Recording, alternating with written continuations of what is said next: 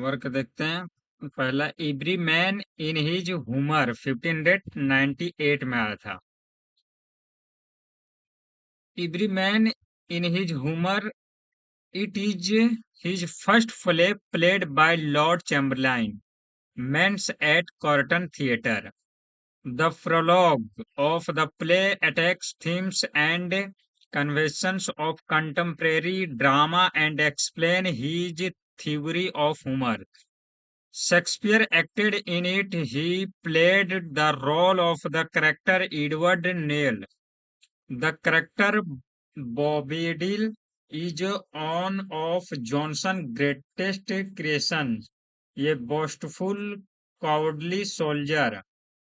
Charles Dickens acted the role of Captain Bobadil in Ben Jonson's Every Man in His Humor in 1845. Plot देखते हैं। In the prologue, the speaker announces that the play was written due to popularity of the theatre. Due to popularity of the theatre. The opening scene finds Novel's an old man at his house. He tells Branworm, his servant, to fetch his son Edward. The father is happy that Edward is a scholar as him himself once was, but he does not approve of his son's taste for the fruitless arts. Master Stephen, an easily doped countryman then arrives to visit relatives. Novel gives him advice on how to be a better man. Shortly Shortly thereafter, Stephen departs. A servant then gives Noels a letter meant for Edward. When he reads it, is realized it is not for him and takes offense at the implied informal tone of the letter. He has the letter given to his son and decides he will encourage him but not force him to try to be a good man. The next scene of Act 1 finds Edward receiving the letter and learning that his father has read to Stephen. Enters and asks about the man who delivered the letters, who is no longer gone. Stephen and Edward, who are cousins, talk and then go to the city to meet the man who sent the letter. Scene 3 introduces the characters Matthew and Cobb at the later house. Cobb talk about respectable respectable Ensotres, and Matthew asks about locating a man named Captain Bodville, whom Cobbs says is his guest. Matthew does not believe this. Cobb tells him the man slept on his bench the previous night. Cobb ends the scene with monologue that tells of the drama in his house and of Bobdil owing him money. Scene 4 Scene 4 में the final scene of Act 1 unfolds in Cobb's house where Bob, Bobdil lies on the bench. Matthew and Bobdil talk about and Matthew agree not to mention that Bobdil spent the night there. Matthew shares a new play which they discuss, therefore leaving for a tavern. Act 2 open in another part of the city. City, a merchant enters along with his kasir Kas and Italy's brothers-in-law Dorite, who is a square nightly Italy tells the squire that Valbrand, his brother, has been disrespectful.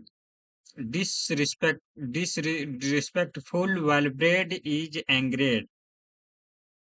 Boabdil and Matthew looks for but do not find Valbrand.